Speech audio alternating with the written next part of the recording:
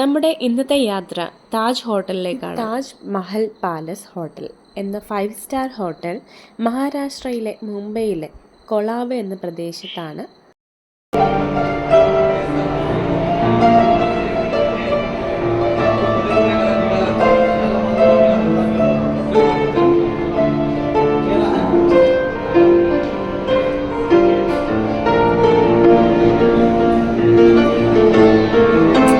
ഹോട്ടലിൽ 560 മുറികളും 44 സ്യൂട്ട് റൂമുകളുമാണ് ഉള്ളത്. 35 പാചകക്കാരടക്കം 1500 ജീവനക്കാരും ഉണ്ട്. ചരിത്രപരമായും രൂപകൽപ്പന പ്രകാരവും 2 ബിൽഡിങ്ങുകളാണ് ഈ ഹോട്ടലിന് ഉള്ളത്: ദി താജ് മഹൽ പാലസും ദി ടവറും.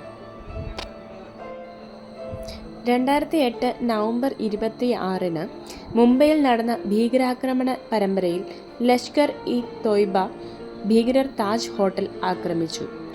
അനവധി വിദേശികളടക്കം 167 പേരാണ് അന്ന് കൊല്ലപ്പെട്ടത്.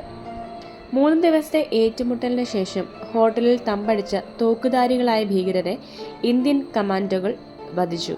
ചുരുങ്ങിയത് 31 പേർ താജിൽ കൊല്ലപ്പെട്ടു. ആക്രമണ സമയത്ത് ഏകദേശം 450 പേര് താജ്മഹൽ പാലസ് ഹോട്ടലിൽ താമസിക്കുന്നുണ്ടായിരുന്നു. പിന്നീട് ആ നാശനഷ്ടങ്ങൾ സംഭവിച്ച Taj Mahal palace hotel and tower ഭാഗങ്ങൾ 2008 ഡിസംബർ 21 തുറന്നത്.